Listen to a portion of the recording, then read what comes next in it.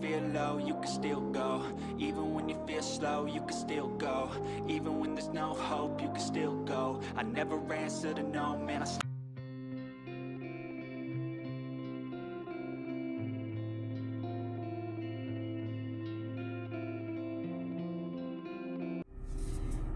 Hey Nature Peeps, let's get wild today as you learn about the history of the Narcissus, this time on Nature Guy X46 Presents.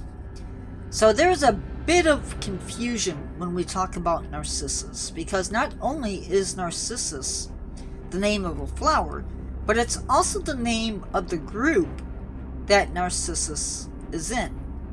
So with that being said, this flower may be some of the first flowers to bloom in your garden.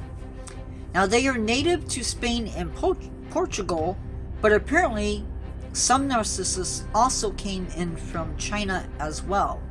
Romans may have helped spread these flowers in Britain and through Europe. And it's unclear if this means daffodils or Narcissus or both. As a flower, they became popular in the Netherlands in the 1500s. Eventually, though, they became too costly, and so daffodils became a better alternative. In 1527, there were 24 species being grown in London gardens.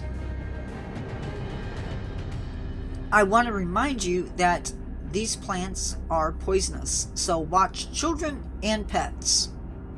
Thanks for keeping it wild with me, Nature Peeps. See you in the next one. Don't forget to subscribe if you're not. Give the video a thumbs up. Leave me a comment or a question. Remember, all questions get their very own short.